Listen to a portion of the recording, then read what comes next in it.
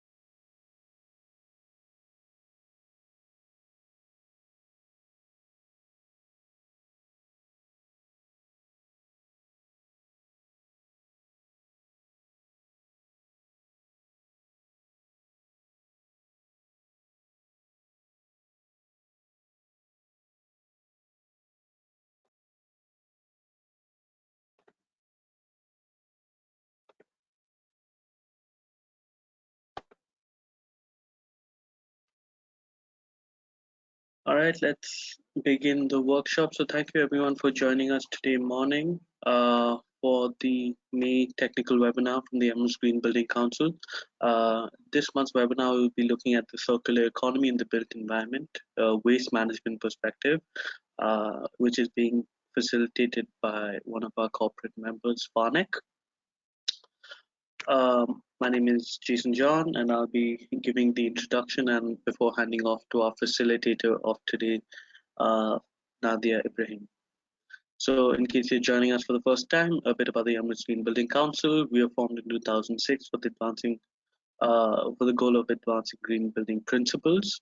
Our vision is for the UAE to be a global leader in sustainability, and our mission is to act as a catalyst for collaboration and a hub for excellence to promote sustainability.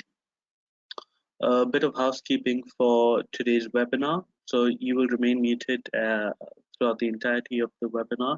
But in case you have any questions, I encourage you to ask your questions via the questions tab box on your right-hand side on the control panel. We will have a small Q&A session towards the end of the presentation in which we will address or try to address your questions that you have throughout the presentation. So if you have any questions throughout the presentation, please feel free to submit them via the questions chat box. After the webinar, we'll be sharing the recording of the presentation, and please do complete the exit survey once you leave the webinar. And finally, follow EmiratesGBC on social media to be up to date on our latest events and programs. So without further ado, I would like to introduce our facilitator for today, Nadia Ibrahim, Head of Consultancy from Farnek. She's an environmental and sustainable consultant who has over 15 years of experience in all aspects of sustainability in the Middle East and India. She has a master's in environmental management, a True Advisor Zero Waste certification, ISO Lead Auditor, and NIBOSH certifications in health and safety. He's an accredited auditor with Green Loop, the premier sustainability certification for tourism and hospitality industry, and has successfully certified various hotel and other organizations. She is the head of consultancy in Farnek, a leading facilities management company in the UAE, driving sustainability in the UAE and MENA. Her expertise lies in providing client customized turnkey solutions in waste management, energy management, and carbon efficiency. So with this, I would like to pass the floor to Nadia. Nadia, the floor is yours. Please feel free to tell me when you want to go to the next slide. And that's it from my side. Thank you. Hey, Jason, thank you for the great introduction. Good morning to you all. I thank EGBC to provide this opportunity to share my thoughts on a topic which is the new buzzword in sustainability. I'm very sure all of you might definitely know what is circular economies and how much important circular economy is to the current world. So this is the overall agenda for the discussions, and welcome to you all. We can have a detailed discussions. I think the session is around almost around 1.5 hours. So after the session, we can have any detailed discussions, and you're also free to come back to me at any point of time later for any clarifications or any support getting more knowledge on circular economy. So the context of today's webinar is to define circular economy in the context of a built environment. And before we go into the details, let's have a quick understanding of what exactly is circular economy. So if you could see from the slide, circular economy is an economic system of closed loops in which raw materials, components, and products lose their value as little as possible. Renewable energy sources are used and systems thinking is at the core. Jason, next slide, please. Sorry, I didn't, yes. So this is how we define circular economy. So see, this is not a new concept for all of us. And it's important to note that this is not a novelty conception. We have been experiencing and practicing circular economy from ages. But however, at the end of the 20th century, when the environmental problems and climate change started mounting up, thinkers, innovators, governments, strategy makers have started realizing that the current system of economic model which we are using, the throwaway system, is not efficient and it needs to be changed to adapt to avoid the wastage and to create a more sustainable economic model. So this is how the whole concept of circular economy, because circle is something where you don't waste anything. So for example, all of you might have experienced, or maybe many of us have experienced getting the milk delivered in milk or glass bottles in our home countries. So this is one of the most perfect example of circular economy. The milkman delivers the bottles in glass bottle.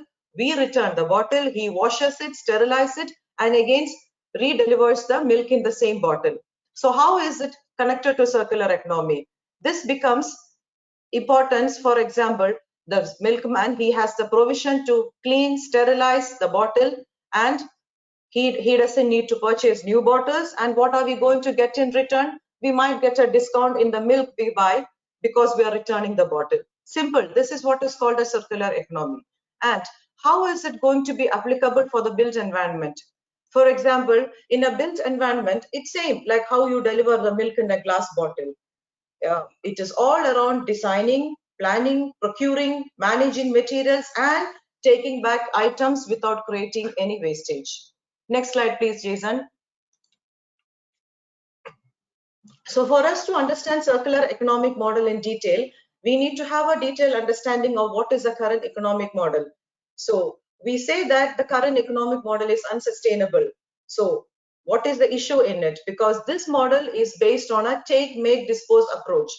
This model is based on the value of the goods depleting successively throughout use and ultimately becoming a waste. While the linear approach may have been a successful model at some point of time, but now this approach has significant environmental impacts, and we need thinking started to emerge on how this economic model can be changed to avoid minimum wastage. Now, this led to the creation of another new economic model, which is called the recycling economic model. But is recycling still a sustainable option? No.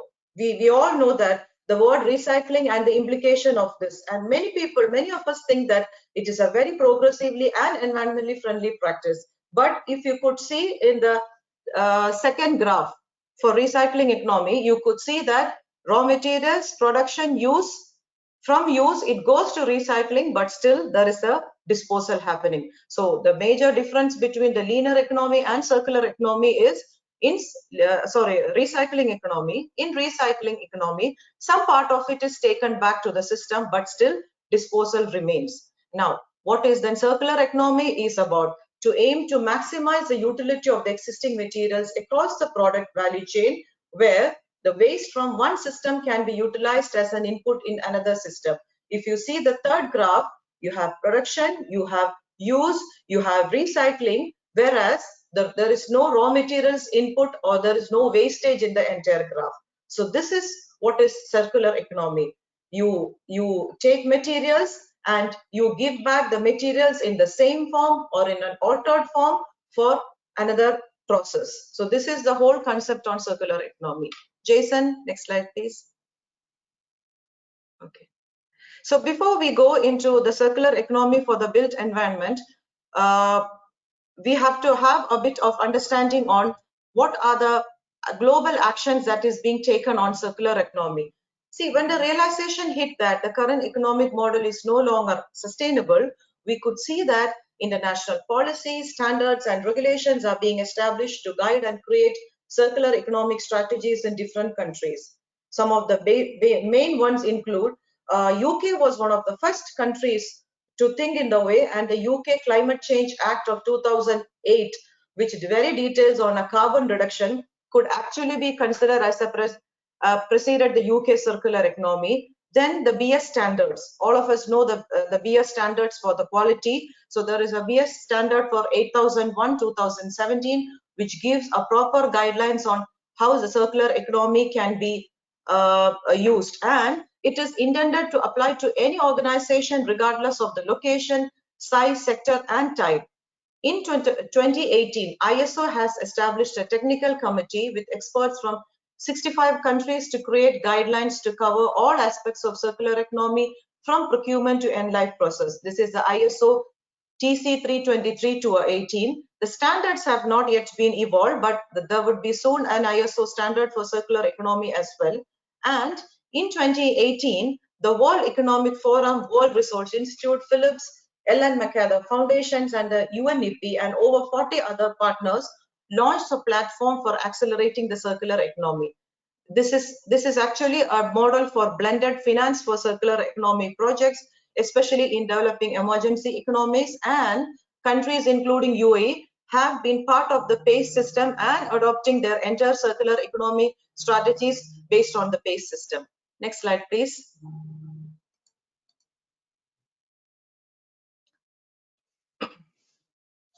Now, any discussions and strategies on circular economy is focused mainly on waste management. Have you thought what might be the reason? Because when the term circular economy, the first thing that rings in everyone's mind is waste.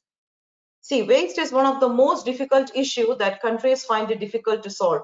In spite of innumerable policies, strategies, infrastructure, innovative recycling process, waste-based industries, still it remains a big headache for governments and other organizations alike. See, a long-term economic growth without creating a negative impact to the environment is not possible unless we don't have a culture of minimizing resource consumption. So minimizing resources are waste, creating materials that remains in the environment for long is a waste, and avoiding pollution is also related to the waste management. So this is the reason why the entire circular economy strategy is based on a waste management aspect. Circular economy is not just about waste reuse or recycling. It's a cultural change or a behavioral change on how we produce, how we use, and how we manage materials. Next slide, please.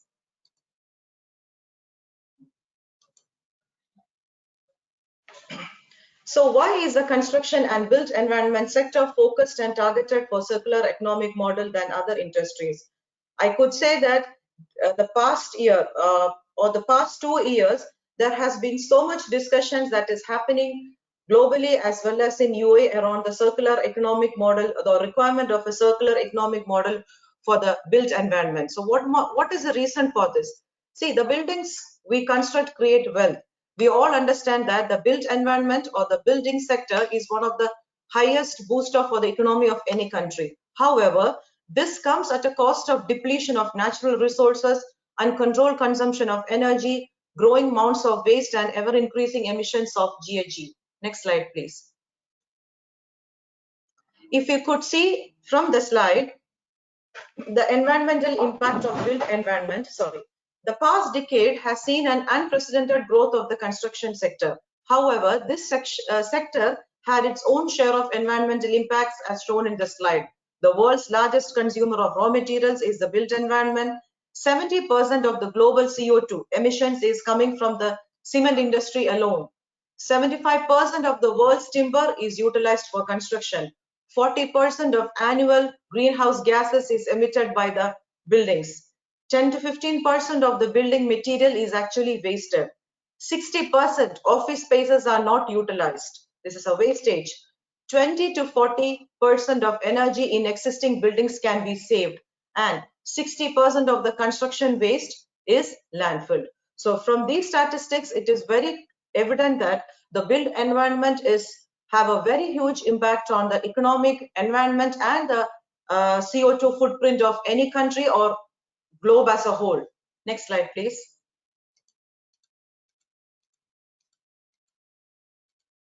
So now let us see what are the opportunities that lies within the built environment to adopt a circular economic model. So as discussed earlier, the existing model that every country has been practicing is a linear economic model, especially when it comes to the built environment, because you extract resources, you utilize it, and you waste it. Next slide, please. See, this unprecedented growth of the built environment, if not managed sustainably, can create huge environmental and economic implications if not transition from a linear economy to circular economy. The built environment is a very huge sector with the usage of different resources, involvement of multiple stakeholders, and generation of huge quantities of reusable and recyclable materials. So the dynamics of this industry itself makes it a very convenient sector or a very important sector to, by providing a perfect opportunity to adopt the principles of circular economy to create a long-lasting sustainable business sector with minimum impact to the environment. For example, compared to with other sectors, buildings typically don't operate on a take, make, dispose system alone, but rather have a very dynamic material flows. Unlike other assets or a consumable assets, the average life cycle of a building is 65 to 70 years, while the average life cycle of most manufactured products are less than 9 years. So by formulating the right strategies and by planned action from design to demolition, this industry, which is considered as one of the most resource consuming and unsustainable industry, can actually be a source of regenerative sustainable economic growth for any country. Now, let us see few key approaches that the built environment sector can adopt to imbibe the concept of circular economy. Next slide, please. So as with any sort of approach or any sort of solution, the first and foremost action that we require is definitely policies. Policy makers, government organizations, research institutions, and trade organizations have to work together to create the right strategies to get the principles of circular economy adopted widely across various sectors and communities. So when it comes to the term circular economy, there is so much of vagueness in understanding the what is the real concept of the circular economy. Organizations, businesses, even individuals have always confusions or unclearness on how circular economy can adopt. So what we require is from the governmental side is to set proper guidelines on how circular economy can be adopted. So we are not saying that there is no such guidelines. Guidelines have come in the way of green building standards like LEED, or when it comes to UAE, SAFA guidelines or Istidama, but all of these guidelines don't address the circular economic concept in a larger way. So what we need is to have a structured guideline or a structured model which any type of industries can adopt circular economy into their organizations or into their businesses. So this should be for construction sector, should be for the manufacturing sector, for the consumable sector, for the waste industry sector. So a nationwide policy is not enough. What we require would be set of guidelines, and organizations like EGBC or other think tank organizations have a great role in supporting the government in setting up such guidelines. Next slide, please. See, design is a very key process for any building. So the birth of a building starts with a conceptual design, and design is not just envisioning the aesthetics and utility of a building, but to plan a long life for the construction. It's very imperative that designers have a futuristic vision by considering alternative adaptability as well as deconstruction view while designing the building. See, to put it simple, when they design a building, they should consider how efficient this building can be changed for another purpose, or how efficiently this building can be put to use for any other purpose when it is deconstructed, or even considering if the building can be shifted to another place.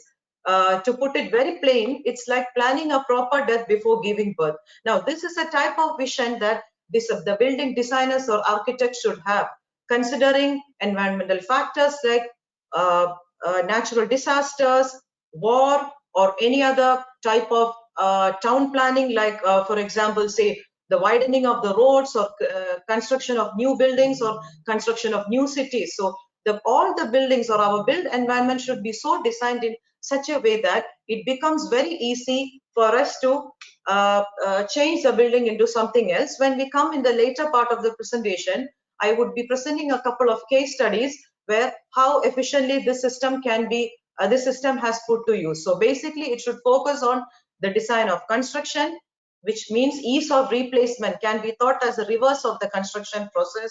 Materials with a longer lifespan. Exactly, this is one of the most key component when it comes to the circular economy, that we need materials that have a longer lifespan. Even though a building might have a lifespan of 60 to 70 years, the materials that the building that is embedded in the building should also have a very long lifespan to avoid wastage.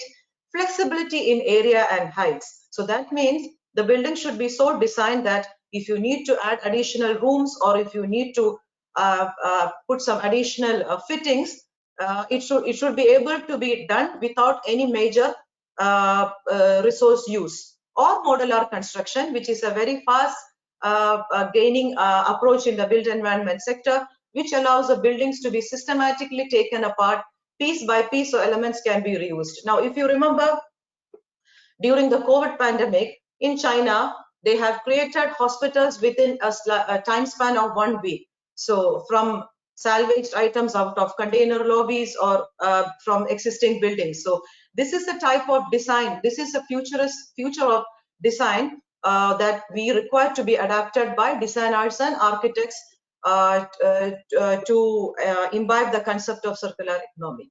Next slide, please. The third important aspect is actually purchasing. You have to be, you need to think what you want to buy and why you want to buy it. So recent years have seen a big conceptual development of the concept of sustainable purchasing. Making right decision when purchasing services and materials is very important to ensure that material wastage is reduced and ensure the longevity of the items. See, sustainable purchasing is it's a cultural decision. We can decide whether we want to buy for cheap disposable supplies or to go for the long-term investing in durable reusable equipment which limits unnecessary wastage of item.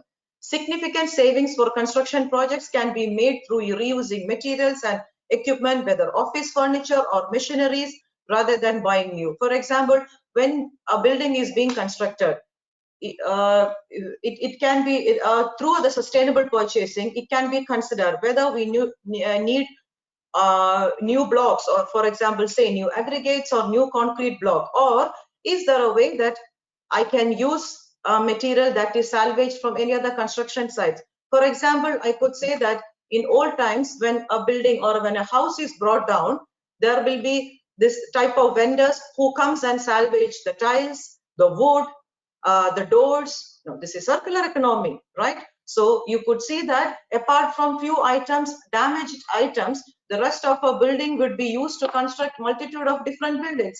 It's a very common practice in countries like India. So this is all circular economy. So the modern approach of construction and design should also have the same approach.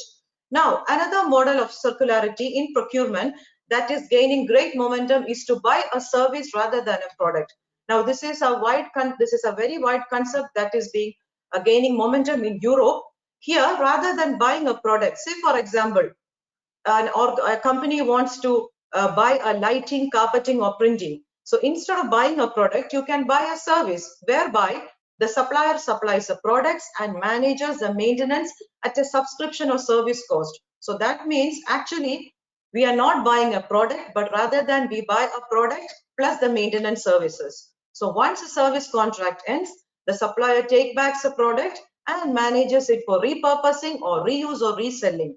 And the customers will guarantee the level of performance they desire without the responsibility of having to replace a costly item once it becomes obsolete.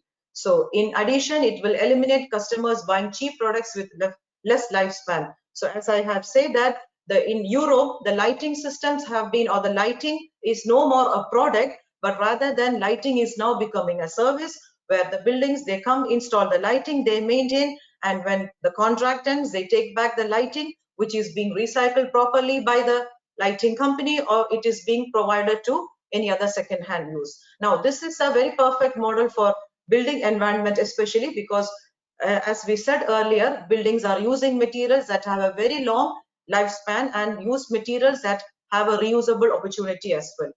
Next slide. And the fourth key important aspect in circular economy for the built environment is the materials management. Materials represent 67% of the total greenhouse gas emissions. That means the buildings, our buildings or the built environment is contributing to more than around 67% of the total greenhouse gases worldwide. Our society's use of material resources is growing, in turn increasing the greenhouse gas emissions associated with extraction, processing, assembly, destruction, and disposal of products and their materials. See, one solution to cut down material-related emissions is to maintain existing materials in use before they are disposed of, thus reducing the volume of materials flowing in and out of the economy. So I'm repeating the same point that I have made in the previous slides. This is materials management is about creating materials that have a long lifespan that can be reused, recycled, or resold for a second-hand purpose. Additionally, the circular economy has a great role in reducing the embodied carbon for the built environment. Embedded carbon is the carbon that is imbibed in a material. So for example, there are two types of carbon, embodied carbon and operational carbon.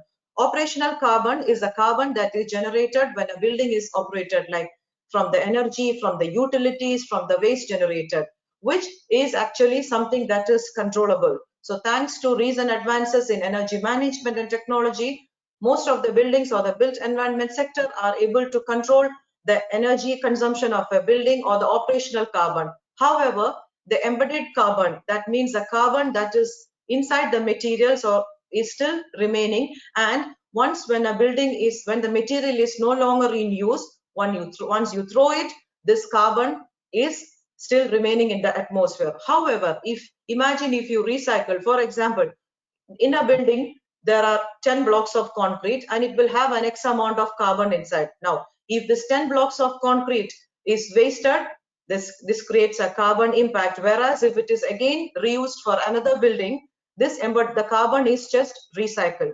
And managing material efficiency is very, very key to manage the carbon footprint of a building, and this can be paving way for the net zero concept. Next, please.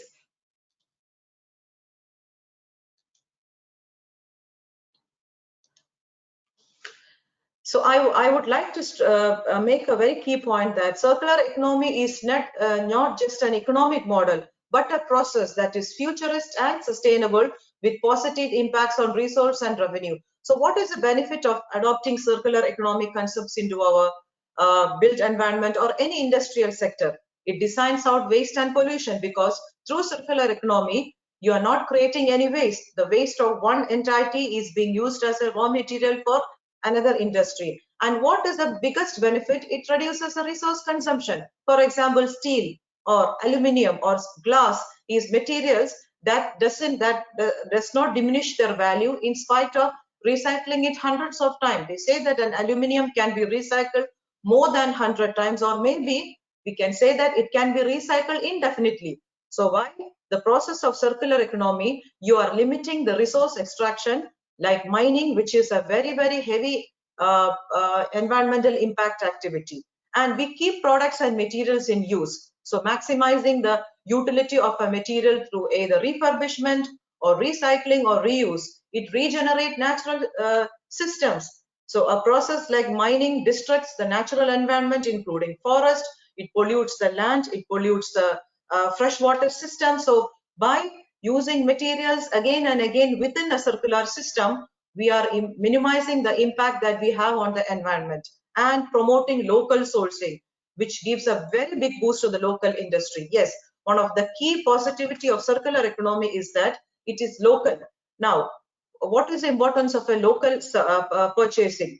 Local purchasing emits out carbon emissions in terms of large shipments or in terms of building material or inputting material from an outside sources. For example, there is a building that is constructed from materials that is sourced from, say, any European country.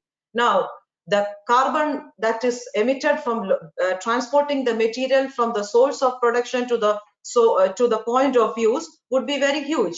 Now, what will happen if you are using the materials that comes out of the building in the same locality? So that means you are avoiding large logistics. You get materials a bit more cheaper than their original pricing, and this gives a very big boost to the local industry. So they say that one of the most sustainable ways for reducing carbon is to purchase local materials. This is exactly what circular economy is doing. Next slide, please. So in a nutshell, we could say that The circular economy is actually a system that increases the revenues through adopting circular practices, and it creates a regenerative economy. That means renewable economy, which can increase the growth or the GDP of any country. Now we will let us have a brief discussion on the circular economy concepts in UAE, and all of you would be aware that there is a lot of happenings that is happening in UAE when it comes to circular economy. Jason, the slide is not very visible from your, yes, thanks. But there was a slide before that actually. No, after that, the slide is, I think it's maybe when you're sharing on the screen, it's not visible. Yes, there is some written text in it. Okay. No, it's not showing up, Nadia. This is the next slide. So I'll be just explaining what is on the slide. See, UAE is among the fastest developing countries in the world, with the construction and large manufacturing sectors contributing more than 60% of UAE's GDP. The past decades have shown a construction boom in UAE, boosting the economic profile of the country. We could say that after oil, the second next biggest revenue generating industry for UAE is a built environment sector. Even though the pandemic has impacted the built environment sector, it's predicted that by the end of 2021, this is going to rebound with an onstart of Expo 2020. However, the UAE's current economic model is largely based on a linear model, which follows again a take, make, dispose approach. In addition, the region's resource consumption rates are among the highest globally. For example, out of the total solid waste generated in UAE, the construction and demolition waste, or the C&D waste, accounts for 70% of the total waste of the solid waste. Dubai alone produces nearly 5,000 tons of construction and demolition waste every day, which is about 70% of the total solid waste generated every day. So from this statistics, it's very clear to us the waste impact or the environmental impact that the construction and the built environment sector have on an environment in UAE. It's expected that the construction and development activities and associated C&D waste production will continue to rise in the region. Exactly, because we are still in a stage of growing economy, and as I have mentioned before, after oil, this is the most second biggest industry that is contributing to the economy of the country. So that means the more the built environment sector grow, the more the waste of UAE is also getting bigger. Next slide, please. Since the construction sector in the GCC, especially in UAE, is one of the most fast-paced and highest growth sectors, it could be also a key player for the region in relation to the adoption of circular economy principles. However, in spite of strategies and policies and rules and regulations and standards when it comes to circular economy, implementing circular economy in UAE is a bit of challenge, as we could see. The main reason, one of the main reason, is not much diversification of the economy. Unlike other countries where the economy is based on different industrial sector, we don't have much diversification of the economy, especially it's a consumerism based economy. We about 70% of the raw materials that is consumed in UAE is being imported. So that makes it very difficult or a big challenge to integrate the concept of circular economy, because circular economy starts with the raw materials, the procurement or the production of raw materials. Social stigma for a reusing culture. How many of the built environment sector, or how many of our construction sector would be so confident to use a concrete block or an aggregate that is being that is taken from a demolished site? So this is a social stigma on reusing. We talk about recycling, we talk about any other aspect of waste management, but when it comes to reuse, because of the consumerism based economy or cultural aspect of people, there is still a social stigma for reusing, and circular economy is the key for circular economy is reuse. Companies lack the processing capabilities to commit to reselling an already sold item. Exactly. So laws, regulations, and there is no market demand for a second-hand items. So that is a big challenge when it comes to what you say, implementing circular economy in UAE, because like reuse, reselling is also a very key aspect of circular economy. After end of life waste not processed within the country. Yes, for example, have you thought the plastic bottles or the cartons or the paper that you're segregating, it's not processed within the country. Only say, for example, 20% of it is processed within UAE. The rest is being shipped outside to other countries where it again comes back to as a finished product. Now, this is not circular economy. So by not having downstream, we call it downstream industries, that where the already generated waste materials can be put to different use, unless and until we have a very good infrastructure of downstream industry, it becomes a bit challenges for companies or industrial sectors or the sectors to completely adopt the concept of circular economy. Next slide, please.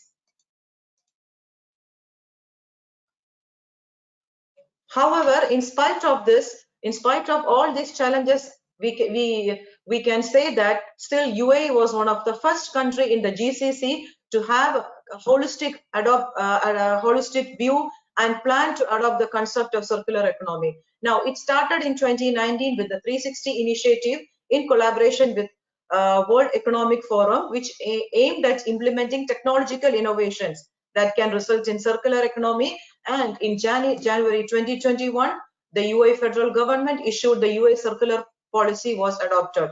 The policy is expected to contribute to generating considerable economic proceeds for the country, mitigating environmental pressures, ensuring the supply of raw materials, increasing competitiveness, motivating innovation, strengthening economic growth, and creating job opportunities. And last week, the first governmental committee on circular economy was convened, and there were a lot of discussions, and soon a guideline is expected to come out on how industrial sectors and other sectors can adopt circular economic principles into their operations.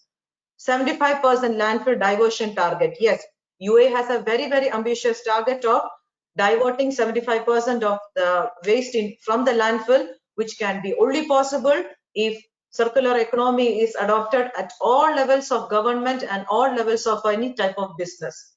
And as per a study by the World Economic Development Board, it has been calculated that UAE can generate an additional profit of or additional economic income of 16.5 trillion tons in adopting circular economy by 2030. So as we have seen earlier, circular economy is just not avoiding waste, it's a long-term sustainable and regenerative economy. So by adopting circular economy, an additional 16.5 trillion dirhams of economic growth is expected for UAE. Next slide, please.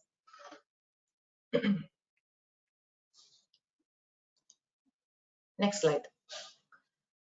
So as discussed before, I would like to highlight three key case studies on circular economy principles for the built environment sector. Now, this is the Notre Dame Catholic College, which is in Liverpool, London.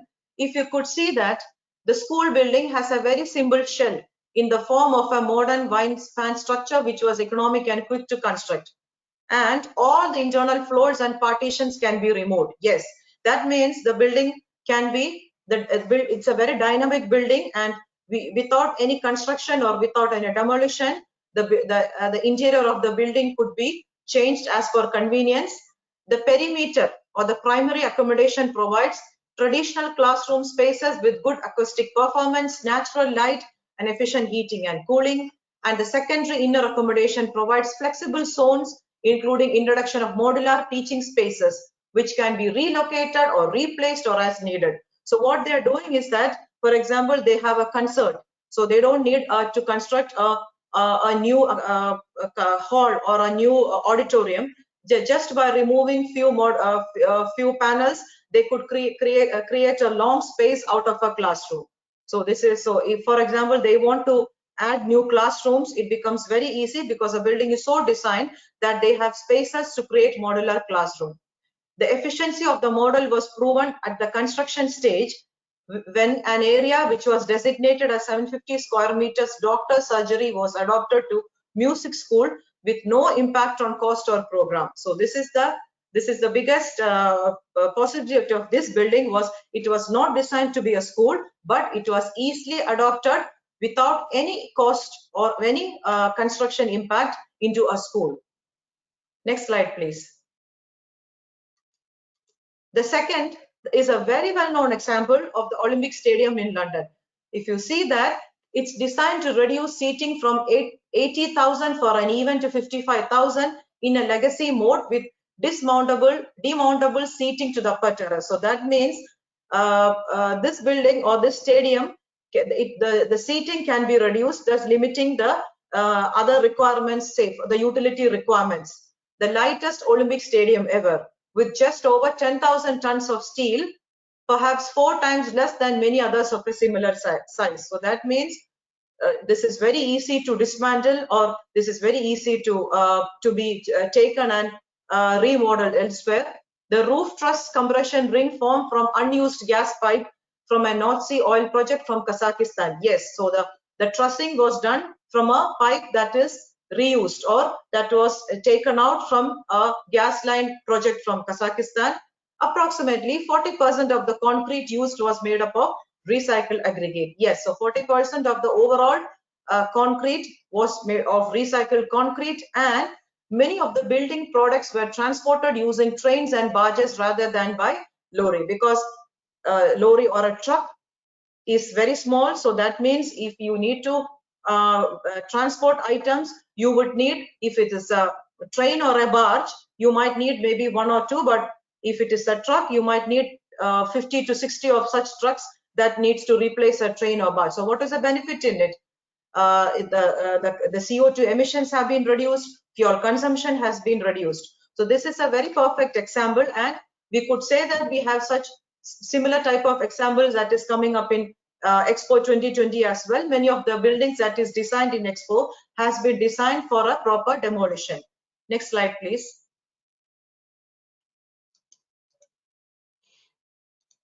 Now, there was a another interesting project that has gained worldwide attention from UAE is a waste management process that was done in Emirates Global Aluminium in Abu Dhabi.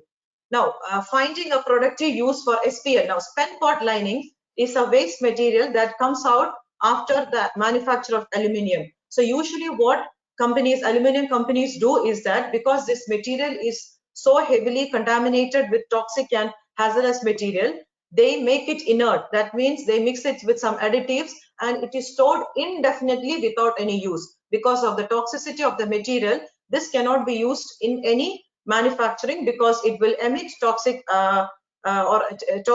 emissions out of it. So usually what aluminum companies does is they treat it and they store it somewhere indefinitely. That means this material is being stored for thousands and thousands of years.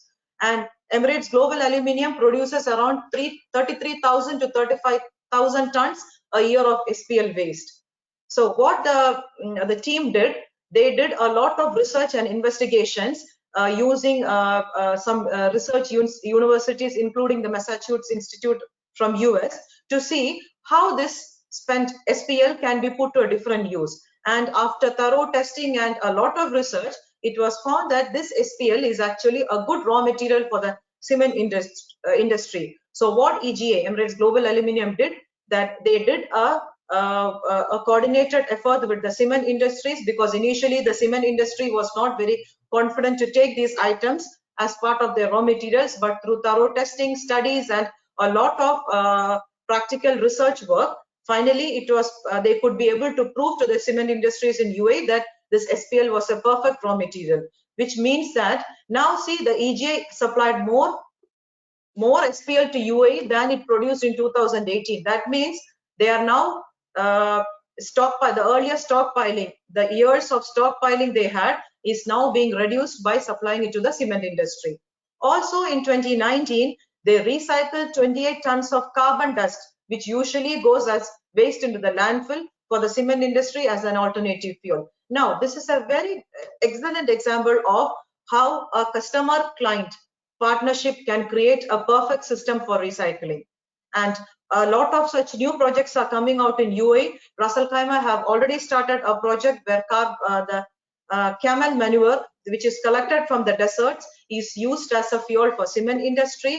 In Abu Dhabi, a recycling plant is coming in Dhafra, where the unwanted date palms are being used to create timber boards to be used in the construction. So UAE is moving very much ahead in investing, in researching, and bringing out innovative circular economic projects. Next slide, please.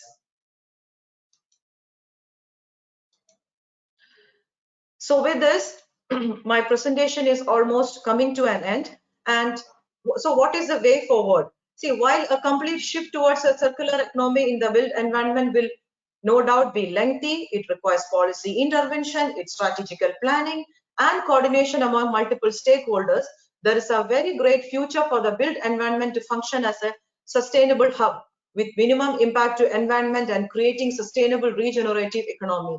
Now, we want to see the built environment should not be viewed as a destructive industry which is unsustainable and having negative impact to the environment, but rather as hubs for sustainable regenerative economy. So in nutshell, we could say that what are the approaches that can be adopted is to design future-proof buildings. Yes, so buildings life cycle should not be considered after 30, 35 or 60 years. A building should be viewed as an endless or an immortal structure designed for climate adaptation and the impacts this will have on the buildings we design. Yes, temperatures, flooding, air quality, plan requirements. Prioritize retrofitting refurbishment rather than demolition. Embrace new business models from adaptable assets to enhancing residual spaces. Develop policies and strategies for mobility and transportation. Ensure recycling procedures maintain the material value. Exactly. So this is a very, very important point, because usually when you recycle a material, the original value of the material is greatly lost. So we require recycling projects or recycling process that does not reduce the material value of the original product. Implement performance procurement and product as a service rather than buying products. Yes, this is a great revolution that can happen, especially in the built environment where materials are going to be purchased as a service rather than a product.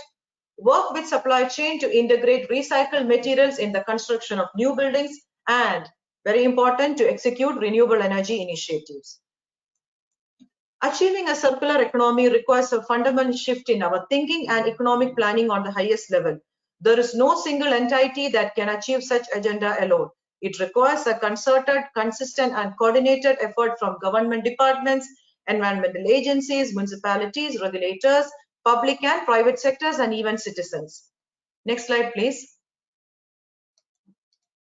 Now, before I wind up, I just want to touch base on how in circular economy, the waste hierarchy. So usually, how does the waste hierarchy works? It is reduce, reuse, recycle, recovery, and landfill. But if you see in a circular economy, we require a change of approach.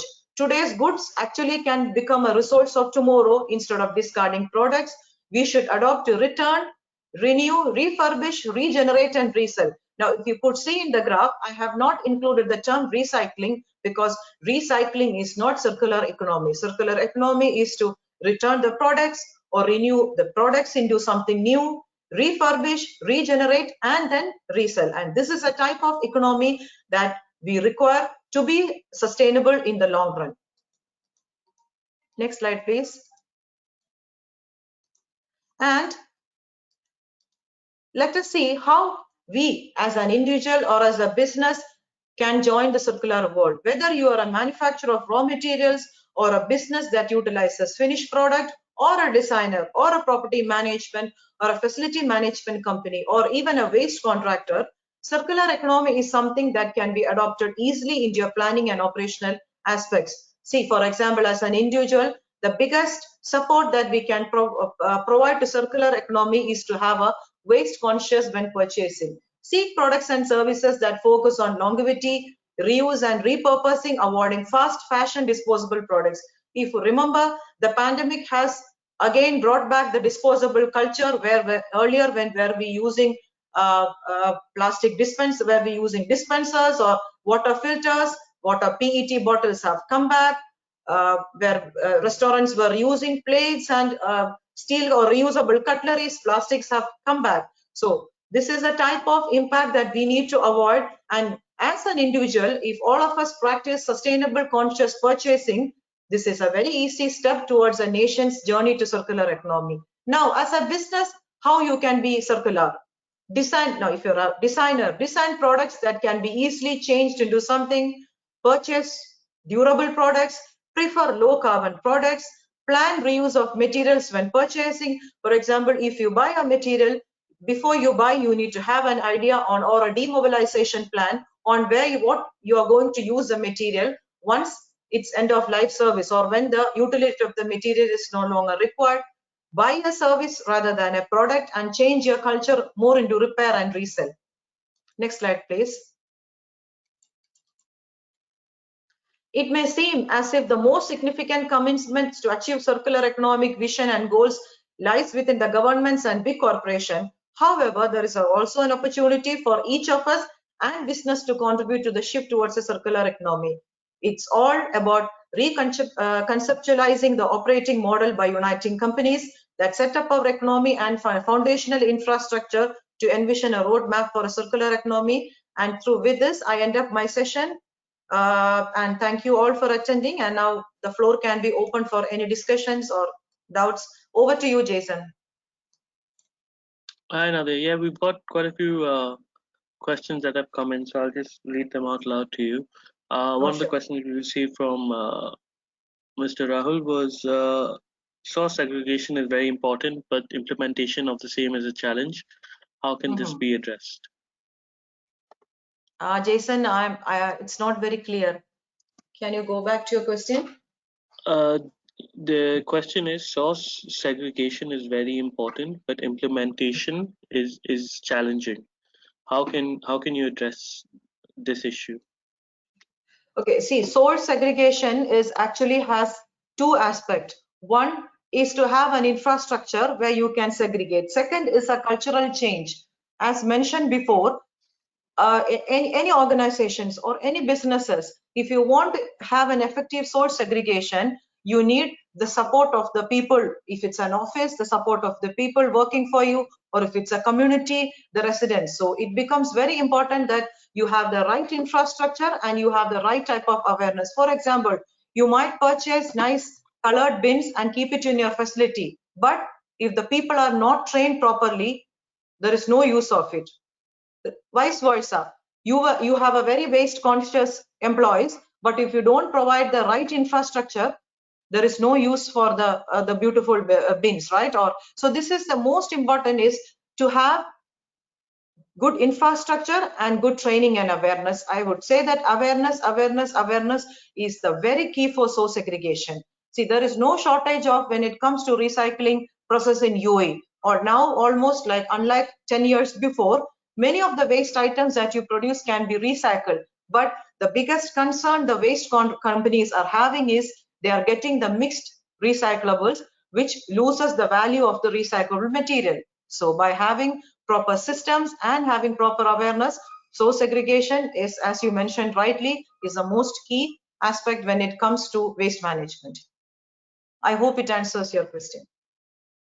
Perfect. And another question by the same individual. He says green concrete is mandatory by the authorities. Is this being used? If yes, how is green concrete sourced? See, in 2015, there was a standard from Dubai municipality as part of the SAFAT regulations or the green building regulations of Dubai, that every industry or every new buildings, at least 15% of their concrete should be sourced from or to be green. Now, what does green concrete means? In UAE, for example, green concrete is basically recycled concrete. So concrete is something that can be 100% recycling. And in many municipalities or many emirates like Abu Dhabi, Dubai, and Ajman, you have the C&D construction plans. So C&D means construction and demolition plans, where materials, concrete, aggregates, gypsum, these type of materials are being recycled. So you have green concrete that is locally sourced, which is basically concrete that is recycled. And then there are some, in many countries I have seen that concrete that is having a sort of materials into it, which makes the environmental emissions coming out of it. But like a biodegradable product, you cannot say that concrete can be something that is biodegradable, but yes, it can be 100% recycled. So this is green concrete.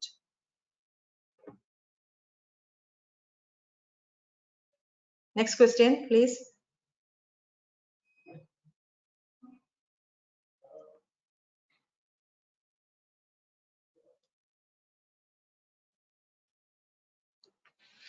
Hello? I was on mute. Sorry, I didn't realize I was on mute. Can materials which have a long lifespan also be environmentally friendly? I did not get you. I have a connection problem actually. Yes, Jason. Yeah, I think the question is, can materials which have a long lifespan also be environmentally friendly? Yes, why not? See, for example, we can just connect it to the second question that came up. Now, for example, green concrete. It's the same. I can just give a bit definition. See, for example, it is very clear that when you say about a green material, there are some criteria that material should fulfill to get it certified as a green. For example, it should be made up of any waste material, and its production process should not lead to any environmental destruction, and it has a high performance and life cycle sustainability. So these are like how you categorize an organic product. An organic products, you can't just claim any product as organic. It has certain criteria. So same way, when you say materials, so why not, for example, concrete is something that is not destructible. You can change the form, you can make it block, you can make it cylindrical, you can make it powdered, but the basic quality of the concrete remains same. So likewise, materials that have a longer lifespan are to be designed in such a way that they are made up of other waste materials. They does not contain very strong chemicals, very environmentally harmful chemicals. For example, now if you could see, Dubai municipality has very clearly given guidelines that paints that is used should be lead free and low VOC. Yes, so initially paint companies came and complained that no, if we reduce the VOC content of a paint, the paint will not hold, or it will not be as the normal paint. No, this is wrong, right? Now everywhere, maybe you are aware or not, many of the national paints, Jotun, all of them are coming with low VOC paint. So that means it does not necessarily mean that materials that have a long lifespan are unsustainable, or you say that they are not environment friendly. Yes, by designing, by changing the process on how it is manufactured, and by changing the ingredients, we can create materials that have a long lifespan as well as that are environment friendly. Fantastic. Another question, like you said, local is key while practicing a circular economy. Does this mean raw products which are locally made, or does this mean locally raw and produced? For example, getting raw sugarcane bagasse from Sri Lanka to make sustainable packaging here locally, would that be circular? So I think it's more on the logistical side, whether raw materials can become from outside and locally made, or should the raw materials and should the raw materials be locally sourced and produced here locally? Exactly. So, for example, when we say about local, now, as we have seen the challenges that UAE has. Now, if you want to buy, for example, a cup, and you want to buy a biodegradable cup, right, to be sustainable. Now, as a business, you want to buy a biodegradable cup. Now, biodegradable cups are either made up of cellulose or sugarcane, or it can come from wheat or rice bran, any type of material it can be made. Now, the question is, when you talk in a context of UAE, we don't have rice cultivation here, we don't have sugarcane, we don't have wheat cultivation, or we don't have even natural farming that can produce cellulose up to that level, right? So what happens? What happens is that for sure, some part of our purchasing or our procurement is, whether we like it or not, should be dependent upon getting materials from outside. Now, any material, there are two processes. One is raw material extraction, second is manufacturing. Now, if you get raw materials, now see which is more having more environmental impact, growing sugarcane and taking the raw material, or manufacturing materials out of sugarcane. For example, in countries where these type of materials are made, how are you ensuring that the manufacturing is done sustainably without creating any issues to the environment? The air pollution coming out from the manufacturing industry is managed. The water or the wastewater that comes out from the industry is managed. You're not seeing it. Now, they're not using any child labor. This is all part of sustainability, right? So that means at least a part of it, because we are in a country that does not have its own natural resources, but that's not a fault. But if you see that you have an option where these raw materials are being repurposed or remanufactured here under strict environmental regulations, which is more preferable for us, is to buy a complete product from outside, or at least part of the product manufacturing is done sustainable and local. And what is the benefit it is giving? It is boosting a local industry. If you buy complete 100% of the revenue is going to or an industry that is located outside. But when you are buying a product that is locally manufactured, not the raw material, at least 50% of the income is used to boost the local economy. So that is a difference. That makes a difference actually. Great. The next, I'll combine these two questions because they're some sort of on the similar line. So what sort of best practices should be adopted to promote local or circular products in new construction? Okay, so usually what I always recommend to my clients or companies is to, the first part for any design, when you are in a design mode or when you are in going to be in a construction mode, create a checklist of your materials that you need. Create a checklist of what you need to buy, and then see which are the materials that you can buy locally. For example, how many of us know that there is recycled gypsum available in UAE? Not many of us, right? So this is the most important way. That's why I stressed on sustainable purchasing. So when you create a checklist of the materials that you need for construction, and create a scoring criteria, if it is locally available, if it is green certified, if it is made from recycled materials, if it is using minimal environmental impacts. I'll come to the same example as paint. Now you want to buy a paint. So what you will do first, you will see which are the local suppliers of the paint, and you list out the companies that manufacture paint here. Your second criteria would be, what is the environmental ingredient of the paint? That you need to decide that I need to buy a very low impact paint that has no lead and VOC, and then you list that as a criteria. Third would be, of course, is the paint certified? If it is a certified product, or if it is approved by any type of regulatory authority. So by creating such a list, you narrow down to many options, or you narrow down to few options where you will be able to select a product that is locally available, that has certified, that has less environmental impact, and finally you would put your cost as well. So this exercise is actually what a procurement team from a company has to do to evaluate the suppliers based on their sustainability criteria, and then you will be surprised to know that you will be able to get certified green products at a cost maybe less or a bit higher than what you're procuring normally. So this is the easiest way to go for a sustainable purchase. Great. And finally, one last question. Will moving towards circular economy require changes in consumer behavior? Do you see this happening? Yes, exactly. So now, for example, when you go to many restaurants or many hotels, or simple example, the garbage bags. I can say that 90% of our companies are buying also biodegradable garbage bags, right? Maybe it is costing 1 or 2 dirhams extra.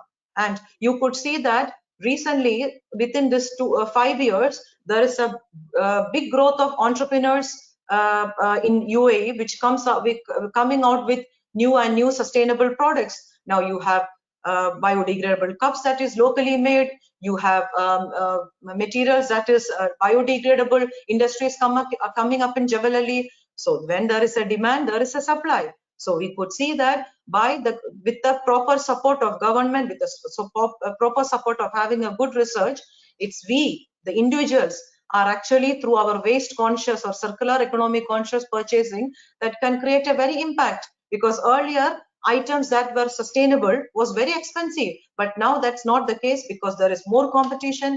Maybe earlier there was only one company that was supplying the product and it comes up with a high price, but now you have competition. For example, in COVID, sanitizers was one of the most widely used material, and it has a very heavy impact on the environment because it's completely made up of alcohol and other chemicals. But now if you go to the market, you can see even in the normal stores, sanitizers that are organic, that are chemical free, that are paraben free. So you see, this is how consumerism is, and we people are getting conscious. So I could see that within 10 years, through the proper adoption of the US circular economy policies, there would be a good change coming, either through our own self-motivated behavior, or we might get iron hands from the government to do this.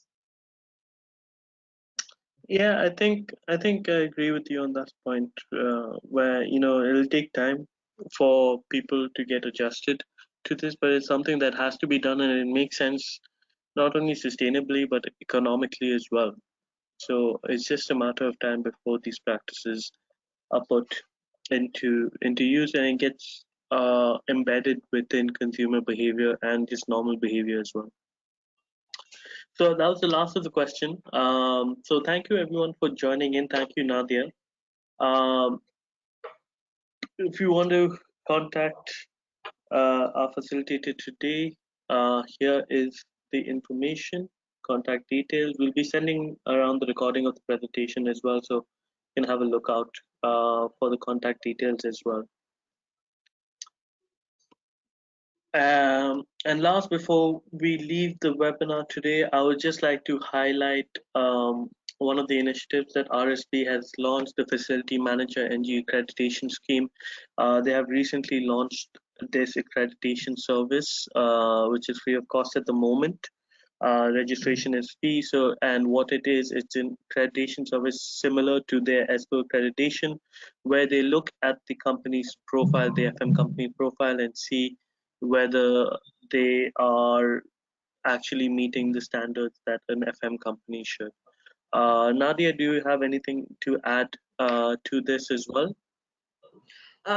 Yes, I was also invited and had participated in the RSB Energy Accreditation Scheme familiarization meeting. Now, I feel that this is a very great step that is being taken from RSB, because see, energy audit or energy management is something where everyone does not have a knowledge on it. So companies can come and claim for it, can come and say that we do this for your energy management, but are they actually qualified and certified to do so? So through this scheme, I'm very sure that RSB is going to regulate facility management companies on their expertise and competency to offer energy services to clients and not make any fake promises that can result in cost implications for the client as well. So this is very great scheme, and which is being done in many other parts of the world, and we as a company is very open to this, because energy management is something that with the knowledge is only limited in a very few industries or very few people and organization, and now every organizations should have a proper transparency when they go and contract an energy services. So I think this is a very welcome step from RSB. Absolutely, and I think the key word here is qualification, if they're qualified, and transparency. These two things definitely will help the industry overall in moving to a more sustainable future. So that's it from our side. Thank you everyone for joining us today morning. If you have any feedback, please share with us in the exit survey. And that's it from our side. So thank you everyone once again. We hope you have a good day. Bye-bye. Thank you all.